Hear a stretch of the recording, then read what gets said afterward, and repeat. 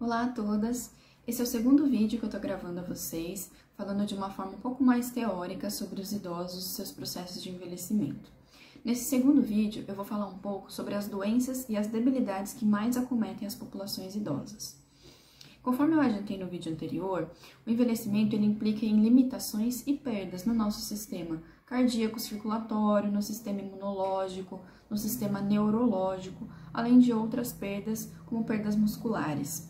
Essas, então, podem favorecer, sim, a tendência ao desenvolvimento de doenças.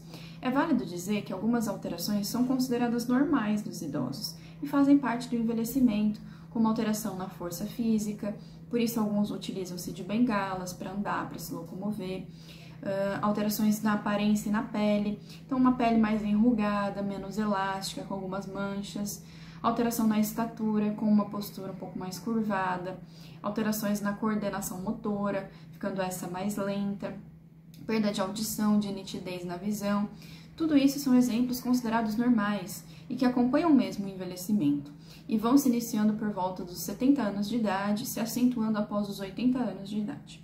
Vamos falar agora, no entanto, de alterações relacionadas a doenças e transtornos. A demência é um transtorno que acomete muitos idosos. Ela se trata de um comprometimento cognitivo, que envolve memória, linguagem, funções visoespaciais, entre outros. A demência ela é tratável, mas parte de condições degenerativas que o envelhecimento traz. A doença de Alzheimer é um declínio cognitivo, que portanto abrange a memória, a linguagem e se dá devido a perdas neuronais. Pessoal, o nosso cérebro é repleto de neurônios, né? Que eles vão se conectando entre si. E esses neurônios, eles vão também se degenerando ao longo do tempo. Por isso é tão importante nós sempre estimularmos o nosso raciocínio, a nossa linguagem, para que essas perdas neuronais, elas se retardem. Além da doença de Alzheimer, há também demências vasculares, em que há certa paralisia e fraqueza nas extremidades do corpo, com um início abrupto e desenvolvimento deteriorante. A demência vascular ela ocorre devido a uma doença, então, vascular, e nesse caso, o tratamento preventivo também é importante. Bom, a doença de Parkinson é outra comum na população idosa e também se refere a uma degeneração de uma região específica do nosso cérebro. A consequência principal dessa doença, do Parkinson, é uma deficiência de um neurotransmissor chamado dopamina, que é responsável pelo controle da nossa coordenação motora e por isso é comum que os idosos apresentem tremores, rigidez muscular e dificuldades de iniciar algum movimento que seja voluntário. A hipertensão também é uma doença comum entre a população idosa e se trata de um nível elevado de pressão sanguínea nas artérias, fazendo com que o coração ele exerça um esforço muito maior do que o normal para fazer com que o sangue seja distribuído adequadamente pelo nosso corpo.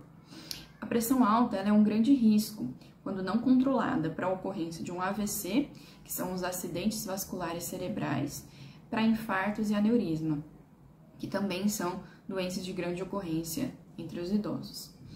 A diabetes também é comum na terceira idade e basicamente se refere a quando o nosso corpo não processa adequadamente a glicose, o açúcar, devido à resistência à insulina, que é um hormônio responsável, então, pelo processamento do açúcar. A diabetes é também um fator de risco para AVCs, para problemas nos rins e infarto, por isso é tão importante a gente tentar monitorar e controlar. Os cânceres também são mais incidentes entre a população idosa. Câncer como de pele, de próstata, de mama, entre outros, são alguns dos mais comuns.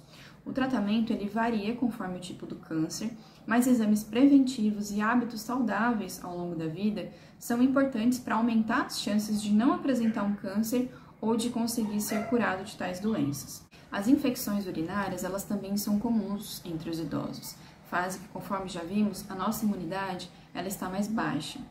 A infecção urinária ela ocorre quando há uma bactéria que gera uma infecção em parte do nosso sistema urinário, que pode ser na nossa bexiga, nos nossos rins, na nossa uretra. E para evitar essas infecções, o consumo de água é muito importante, bem como ir ao banheiro sempre que possível.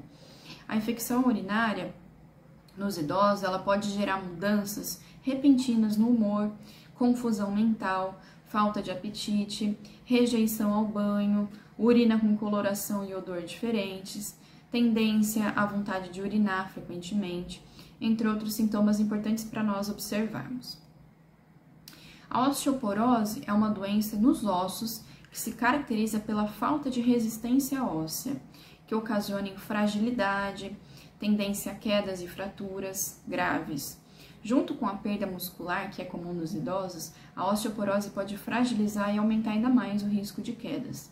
É importante que, frente a isso, haja suportes, haja corrimão em banheiro para os idosos se apoiar, sapatos com solas antiderrapantes, uma boa iluminação, menos degraus, enfim, tudo isso a fim de prevenir que os idosos eles se machuquem. Agora, pessoal, falando de doenças mais emocionais e psicológicas, a depressão e a ansiedade são comuns nos idosos.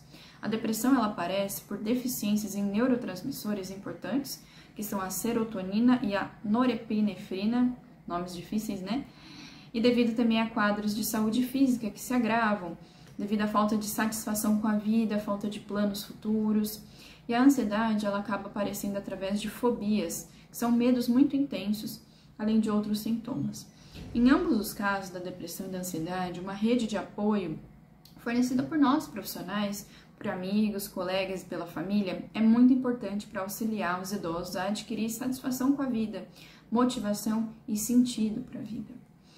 E bom, para todas essas doenças que eu comentei muito brevemente com vocês, uma equipe multiprofissional composta por cuidadores, enfermeiros, médicos, psicólogos, fisioterapeutas, fonoaudiólogos, nutricionistas, enfim, é uma equipe extremamente importante para pensar e cuidar de todos esses sintomas. Por isso, no próximo vídeo, eu vou falar um pouco sobre formas de prevenção, tratamento e cuidado a ser realizado pela equipe, a fim de garantir a maior qualidade de vida possível para os idosos que nós atendemos. É isso, pessoal. Obrigada e até o próximo vídeo.